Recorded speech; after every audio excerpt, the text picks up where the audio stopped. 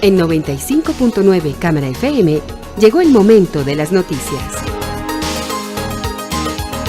Con el patrocinio de Almacenes Éxito presentamos el Noticiero Económico Antioqueño.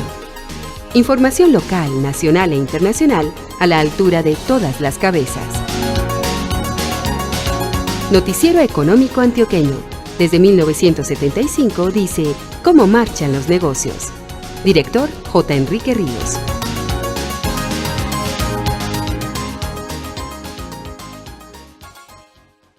Muy buenos días. Sea usted bienvenido a la serie de reportajes de Año Nuevo. Hoy es lunes 15 de enero de 2018. Esta es la emisión 18.035 que ofrecemos en nombre de Almacenes Éxito. Este es el éxito que queremos en tu vida. Que los días de la semana que nos visitas lo hagas feliz. Porque aquí te estaremos esperando con una sonrisa para servirte. Que si buscas ese ingrediente especial que le da el saborcito a tus comidas, lo encuentres. Que si quieres llevarte la mejor fruta o el mejor corte de carne para la comida de mañana, haya siempre alguien de nosotros dispuesto a servirte. Es que ustedes, las mujeres de este país, nos inspiran para hacer que cada día haya un poco más de éxito en sus vidas. Éxito para servirte. Ahorra tus cesantías en Protección y decide hoy empezar a cumplir tus proyectos de casa propia o educación o tener un seguro en caso de desempleo. Protección, la vida desde hoy. Vigilado Superintendencia Financiera de Colombia. La vida sabe a Noel, sabe a momentos que acompañan tu vida. Sabe a galletas, sabe a alegría, a la buena actitud que le pones al día. Sabe a una reunión en familia y a los juegos de niños con crema y alegría. La vida sabe a Noel, sabe a momentos que acompañan tu vida. La vida tiene mucho sabor, porque la vida sabe a momentos, sabe a Noel. Na na na na na na na na na na. ¿Tienes ganas de ver a tus amigos? Reúnelos y prepárales un Colcafé capuchino espumosito, como solo tú sabes hacerlo. Seguro a todos les va a encantar. Con tu Colcafé tienes muchas opciones para volver a sacar tiempo para ti. Colcafé te consiente. Cuando pruebas unas deliciosas salchichas ranchera y disfrutas de su inigualable sabor ranchera, no podrás sacártelas de la cabeza. Vive la experiencia ranchera las veces que quieras con el inigualable sabor de salchicha ranchera. Ahorra tus cesantías en Protección y decide hoy empezar a cumplir tus proyectos de casa propia o educación o tener un seguro en caso de desempleo. Protección, la vida desde hoy. Vigilado Superintendencia Financiera de Colombia. Los dejamos con el invitado de esta mañana. Muy buenos días a los oyentes del Noticiero Económico Antioqueño. Sean bienvenidos nuevamente a una emisión más de la serie de Año Nuevo, en la que hablamos con los personajes que dirigen las empresas en Antioquia y el país. El turno hoy es con el gerente de la empresa Metro de Medellín, Tomás Elejalde Escobar. Gerente, bienvenido a esta serie, feliz año para usted, su familia, para la empresa. Y a ver, el año 2017 fue complejo para la economía y la serie de personajes con que hemos hablado pues han coincidido en que fue difícil el año. En ese sentido, ¿cuál es el reporte del Metro? ¿Cómo le fue a la empresa Metro en el año 2017? Douglas, un feliz año para usted también, para sus oyentes, para todas las familias nuestras, un feliz año. Sí, el año 2017 no fue un año fácil. El año para el Metro significó, en términos de número de viajeros, un leve aumento. Si lo comparamos con el año 2016, tenemos más o menos un 5% más de viajeros registrados para el año 2017 frente al año anterior. Sin embargo, no alcanzamos totalmente la meta de ingresos. Esto debido a que hay una situación importante que además la ley es clara en regularla de esa manera, y es que la empresa obviamente no fija las tarifas de transporte, sino que existe una autoridad de transporte que fija las tarifas, y nosotros el año 2016 con nuestra junta directiva habíamos hecho unos cálculos sobre una tarifa un poco mayor que la que realmente al final fue aprobada por la Junta Metropolitana. Esto significó un estancamiento, digámoslo así, de los ingresos, y a pesar de tener un aumento de viajeros, pues no se cumple totalmente la meta de ingresos. Esto además se ve, este efecto se ve además reforzado por un registro de un leve aumento en los egresos fruto de precisamente las situaciones macroeconómicas no controlables por la organización. Pues en general, por ejemplo, los costos de energía, los costos obviamente de personal que dependen de decisiones del salario mínimo más el aumento que decreta el Consejo de la Ciudad, pues generan también un leve aumento de costos, además de los costos preoperativos de numerosos proyectos que arrancaron en este año 2017, como son los costos del tranvía, el cable de Villasierra y los preparativos frente a lo que tiene que ser la operación del cable de Miraflores, junto con la llegada de 20 nuevos trenes. Eso aumenta unos costos fijos y nos genera un poco de dificultades que yo creo que las supimos manejar entre la Junta Directiva y la Administración de una forma muy adecuada. La Junta nos solicitó y fuimos muy juiciosos en eso, que emprendiéramos unos fuertes programas de austeridad administrativa y operativa, los cuales se cumplieron a rajatabla y rindieron sus frutos. Por ejemplo, podemos registrar que en procesos de compra tuvimos ahorros por más de 7.700 millones de pesos, por unas negociaciones de mayor alcance, con unos ahorros que se disfrutan de acuerdo a los desarrollos locales de repuestos, de proveedores en servicios y este tipo de acciones también administrativas internas, en donde pudimos registrarnos unos ahorros que nos ayudaron a que los resultados del año, no obstante, fueran satisfactorios. Es decir, se contrarrestó el impacto de todos los factores que usted mencionó con austeridad y eso no generó un déficit en las finanzas. No, señor. Precisamente se logró que ese déficit no fuera mayor. Déficit hay. Recuerdo para los oyentes y para usted, Douglas, que un sistema de transporte masivo como el metro en ninguna parte del mundo es un negocio rentable desde el punto de vista financiero. O sea, si uno mira los balances de cualquier sistema metro o de sistema de transporte masivo en las grandes capitales del mundo, ninguno da dinero a sus dueños y a sus socios. Eso no es viable, eso no es posible, los sistemas no están diseñados para eso. Pero sí se les pide, sobre todo aquí en Colombia, a través de la ley de metro, se le pide al sistema de transporte masivo en general, en cualquier ciudad, que sea autosostenible. Eso incluso ya ha ido mutando, ha ido avanzando hacia una sostenibilidad integral. La autosostenibilidad con los ingresos operativos tampoco se vio viable por lo que está pasando con los sistemas como Transmilenio, con el mío de Cali, con otros sistemas en el país. El mismo efecto sucede también en el Metro Plus y en el Metro en Medellín, en el sentido de que no son negocios, no son autosostenibles por los grandes costos que hay involucrados en estas operaciones que tienen que ser de calidad y tienen que tener gran cobertura, pero al mismo tiempo son operaciones que están regidas con una tarifa externa que no consulta exactamente la tarifa técnica. Así es en todas partes del mundo, repito, esto no es una queja ni mucho menos, por el contrario, es una explicación de cómo funcionan estos sistemas a nivel mundial, a nivel internacional. Las tarifas técnicas no es viable cobrarlas en este tipo de sistemas porque social y económicamente no sería viable para los pasajeros sufragar esas tarifas. Entonces ahí surge estructuralmente la necesidad de los subsidios. Precisamente esa, digamos, es una respuesta muy amplia sobre su pregunta que tiene que ver con el déficit. Entonces hay que aclararla muy bien.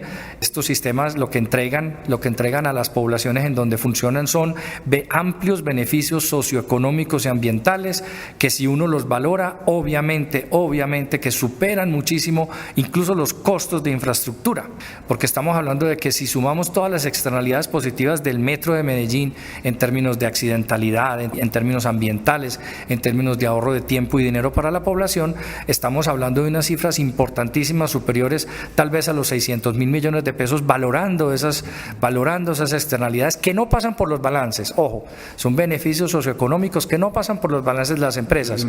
Eso es por lo menos un año. Entonces usted imagínese, ya estamos hablando de que en 10 años serían 6 billones de pesos, etcétera, etcétera. El metro lleva 22 años operando y por eso es que uno puede tranquilamente decir que la inversión que hizo la región y que hizo la nación en este tipo de sistemas es una inversión que obviamente se paga con creces, pero no pasa por los balances de la empresa. Bueno, gerente, ¿qué ha implicado, qué ha significado la llegada paulatina de los nuevos trenes que usted mencionó? Primero, un trabajo, como lo decía ahora, interno, de reorganización de los procesos de mantenimiento, de reorganización de los talleres y los sitios de estacionamiento internos de los vehículos. Tenemos que hablar en este contexto de ampliación de talleres, de incorporación de nuevas tecnologías, de reentrenamiento del personal. Y por efecto de la austeridad no aumentamos el personal de mantenimiento de trenes, pero sí tuvimos que reentrenarlos y capacitar más gente internamente en la operación y en el mantenimiento de estos nuevos equipos. Cumplimos este año 2017 pasado con lo prometido, que era tener 20 trenes adicionales en la flota. 2 más llegan este año 2018, están llegando en estos días, a más tardar a principios de febrero, mediados de febrero, estarían llegando 2 trenes adicionales, pero 20 trenes logramos incorporarlos a la ciudad de Medellín antes del 31 de diciembre. De estos 20 trenes hay todavía unos 5 en proceso de pruebas, ajustes, y los otros 14, 15 trenes están ya al servicio de la operación, incluido esto las reservas de mantenimiento. No quiere decir que todos los trenes están circulando, sino que también hay intervenciones necesarias en los trenes de primera generación que uno nos obliga a tenerlos detenidos en el taller, y estos son cubiertos por los trenes nuevos que trajimos. El resultado para el usuario, para el viajero en la estación, es que tenemos mucha confiabilidad en la prestación del servicio, con un intervalo de 3 minutos en las horas más fuertes, en las horas punta, en la mañana y en la tarde. La confiabilidad en la prestación de este intervalo es muy buena. Esto se vive en las estaciones. Hay todavía algunas congestiones en algunas estaciones puntuales por la entrada paulatina de los trenes, porque no han entrado a funcionar todos los 22. Ya esperamos que para el inicio de periodo escolar, ahora en este próximo febrero, en los próximos días, y a más tardar en marzo, tengamos unos horarios de funcionamiento un poco más intensivos y algunas estrategias operativas para que las congestiones en las plataformas se sigan disminuyendo. Pero ya si uno quiere viajar, puede desplazarse hacia los últimos coches, por ejemplo, en la estación Poblado, donde hay congestiones bastante fuertes. Yo mismo lo he hecho. Si uno quiere viajar en los primeros coches es bastante difícil, es complejo, pero hay mucha gente que desea hacerlo así, pero los que no, nos vamos para los últimos coches y con alguna estrechez, pero se puede perfectamente entrar y hay forma de viajar perfectamente y además moverse dentro del coche. Ya que hablo de los trenes de la primera generación, de los que hace 22 años empezaron a operar, ¿en qué va la estructuración del programa de repotenciación de esos trenes? Sí, Douglas, muy importante su pregunta, porque yo creo que ese definitivamente debe ser, desde el punto de vista interno, para la sostenibilidad de la empresa, tal vez el proyecto más importante, junto con el proyecto de forma externa, que es Picacho, que es un proyecto de infraestructura. Esos dos serían 2 de los proyectos más importantes que el metro está emprendiendo durante los años 18 y 19. Definitivamente, sin lugar a dudas, y además son los que más recursos movilizan. El proyecto de repotenciación ya tiene terminada su estructuración técnica y legal. Ya lo terminamos en este año 2017, esa era la meta. Ahí nos hicimos, además de hacer unos estudios internos sobre llamemos la historia médica de cada uno de los trenes. Eso en términos técnicos quiere decir la historia de mantenimiento. Desde el primer día, en el año 95, que empezaron a moverse, está registrado en nuestro sistema corporativo informático todas y cada una de las fallas que ha sufrido cada una de las 42 unidades que ya están cumpliendo su vida útil, y a través de ese estudio, de esa historia de mantenimiento, de estudio de historia clínica, se pudo determinar la viabilidad de repotenciar esos trenes. O sea, definitivamente el mantenimiento ha sido excelente. Sobre todo aquí quiero agradecer también en estos 22 años a nuestros viajeros, a nuestros usuarios, el respeto y el cuidado que han tenido de los vehículos, que han sido muy bien tratados, y permite perfectamente que también en su interiorismo y por el uso permite que sean repotenciados para darles al menos 20 años más. De todas maneras hay que detenerlos, hay que parar cada uno de los trenes de forma independiente, al menos un mes o mes y medio, para hacerle un cambio de los sistemas electrónicos, eléctricos, una reposición de algunos sistemas que terminan su vida útil, sobre todo, como digo, en la parte eléctrica electrónica, porque la parte mecánica tiene todavía muy buena vida útil, como lo acabamos de escuchar. Entonces este proyecto ya desde el técnico está estructurado, y falta entonces en este primer semestre del año 2018 a hacer los últimos ajustes a la estructuración financiera. Esto es un proyecto que estamos tasando en un poco más de 160 millones de euros. 160 millones de euros para 42 trenes de 3 coches cada uno. O sea, se trata de repotenciar 126 coches de primera generación, que además recuerden los oyentes que estuvieron estos trenes muchos años en los puertos de Barranquilla y Cartagena expuestos al sol y al agua y a la sal marina, y eso obviamente les resta vida útil, a pesar de que fueron muy bien recuperados en el año 92 y 91 antes de empezar a operar. Todo eso hace mella en los equipos, y por eso todo lo que es eléctrico, electrónico tiene que ser repuesto, tiene que ser renovado totalmente. Entonces esta intervención pues está para hacerse a partir del segundo semestre del año 18, o a más tardar a iniciar en el primer semestre del año 19, después de hacer una estructuración financiera durante este primer semestre del año 18, llevar la correspondiente aprobación a las instancias que sea necesario llevar, y vamos a revisar cuánto de los dineros que el Metro juiciosamente ha ahorrado durante 22 años de operación en su fondo de repotenciación tiene que ser utilizado para este trabajo, que pareciera ser que es un dinero muy ajustado. Es muy ajustado por lo que hemos revisado. Es posible que tengamos que hacer algún tipo de préstamo, pero estamos revisando eso. Esperamos no tener que pedirle dinero a los dueños, a los socios, pero todo eso se dará como resultado de esa estructuración financiera, en donde ya pues tenemos el valor y tenemos la estructura de cómo hacerlo. Es decir, el parte de tranquilidad por el lado de la financiación es que hay unas reservas y que no va a ser necesario acudir a recursos de crédito o a los socios para financiar ese proyecto. Douglas, lo que pasa es que repotenciar los trenes no es lo único que tenemos que hacer. El tren es el elemento más visible, más importante, pero para que el tren ruede tenemos que hacer una repotenciación de muchos otros sistemas. Por ejemplo, tenemos que repotenciar todos los sistemas que se denominan sistemas de señalización, o sea, son los sistemas de semaforización y de control del tráfico.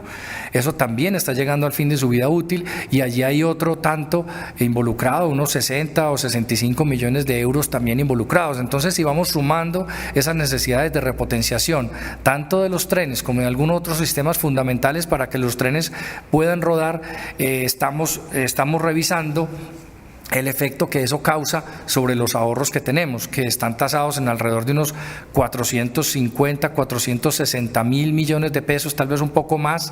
Ese es el fondo que tenemos hoy, está en portafolio, es un dinero que es para eso que acabo de decir, pero es viable dependiendo por las tasas de cambio y por los componentes nacionales que este trabajo pueda tener, que no necesariamente son muchos, porque los equipos eléctricos y electrónicos sí deben ser importados, los equipos mecánicos y toda la mano de obra, eso obviamente se hace en Colombia, pero los equipos electrónicos ferroviarios, por razones de seguridad y confiabilidad y durabilidad, calidad y porque la industria nacional no tiene la economía de escala para producirlos, o sea, no los produce en grandes cantidades y por tanto no es fácilmente conseguible esos equipos acá. Por esas razones hay que mirar a ver si esos dineros nos alcanzan, porque muchos de esos suministros vamos a tener que pagarlos posiblemente en dólares y en euros, entonces estamos sujetos a las tasas de cambio y revisando en esa estructuración financiera si algo tenemos que prestar también. Gerente, despega la construcción del cable del Picacho, por lo menos en 2018, ¿cuáles van a ser los hitos según lo pactado con el constructor? No, ya tenemos definido constructor, tenemos definido interventor, ellos están ya recibiendo sus planos y documentación de la revisión de diseños, luego de la orden de inicio que se dio en el diciembre pasado. Estamos ya pensando que hacia este primer trimestre del año 18, finalizando este primer trimestre, estaríamos activando los campamentos y empezando, digamos, excavaciones y poniendo pues la primera piedra, porque la tarea principal en este primer trimestre será abordar el proceso predial, el proceso predial en general de toda la línea, que tiene algunos puntos críticos, como lo son, por ejemplo, la zona de la estación Acevedo y algún otro sitio cercano a la biblioteca 12 de octubre. Los otros lotes, afortunadamente, son lotes que están dispuestos para la construcción, en el lote del Progreso y en el lote que queda en inmediaciones del SENA también podemos iniciar fácilmente la construcción. Esos serían los hitos más importantes, avance de estaciones, estructuralmente hablando, y en fábrica, pues el avance de la fabricación de los elementos electromecánicos que tienen que también darse durante el año 18 y parte del 19 para empezar su montaje en la medida que vayan llegando a Colombia a partir del primer semestre del año 19. Y hablando de hitos, o hablando de lotes más bien, usted nos comentó a finales del año pasado ya el propósito de empezar a aprovechar varios inmuebles que tiene el metro aledaños a las estaciones del sistema. ¿En qué consiste ese proyecto y qué va a significar para las necesidades, para complementar, digamos, las necesidades financieras que hay en desarrollo del Plan Maestro del Metro? Pues en este momento, efectivamente, como usted menciona, se trata de un proyecto, pero que rápidamente se tiene que convertir en una actividad adicional, normal, de tracto sucesivo de la empresa Metro, como es lo que hemos denominado las operaciones urbanas. De forma general, las operaciones urbanas tienen que ver con el aprovechamiento de los mecanismos de plusvalía y de cobro por la valorización del uso del suelo, no cobro por valorización. Aclaro que no se trata de la valorización entendida tradicionalmente y que definitivamente la administración municipal no aplicará para estos corredores de transporte, pero sí existen al menos unos 8 o 10 mecanismos diferentes muy innovadores, ampliamente utilizados a nivel mundial y que nuestro plan de ordenamiento territorial, nuestro POT, autoriza utilizar en la ciudad y que hasta ahora no se han aplicado, como la venta de derechos futuros de construcción y algunos otros mecanismos que no son para nada similares a la valorización, que permiten cofinanciar algunas de las infraestructuras que se necesitan o que se requieren en los diferentes corredores de transporte que la ciudad tendría en años siguientes. Esto es un proyecto de montaje de esta metodología, pero, repito, se vuelve en una actividad de largo aliento y una actividad de día a día de la organización. La idea es específicamente que la empresa Metro sea un operador urbano más en el juego regional y local, operador urbano solo para los corredores de transporte, no como competencia de algunos otros operadores urbanos regionales. Estamos montando un esquema de trabajo prácticamente a imagen y semejanza de grandes capitales a nivel mundial, como por ejemplo París, en donde existen no menos de 8 o 9 empresas de operación urbana, no solamente una, son tantas las actividades de renovación urbana, de impacto urbano que hay en una ciudad como la nuestra, que nos tenemos que repartir las tareas, y hemos estado entonces avanzando muchísimo con la Administración Municipal de Medellín para que el metro pueda ser también un jugador en las operaciones urbanas y poder aprovechar los mecanismos de financiación y de uso del suelo, de captura de valor del suelo, que se llaman esos mecanismos, para poder cofinanciar algunas infraestructuras y poder hacer desarrollos conjuntos con inversionistas privados. Señor gerente del Metro, Tomás Elejalde Escobar, muchas gracias por estar esta mañana en el Noticiero Económico Antioqueño, en esta serie de Año Nuevo. Un saludo muy especial a Douglas, a usted y a sus oyentes, y un feliz año les deseo. Ahorra tus cesantías en protección y decide hoy empezar a cumplir tus proyectos de casa propia o educación, o tener un seguro en caso de desempleo. Protección, la vida desde hoy. Vigilado Superintendencia Financiera de Colombia.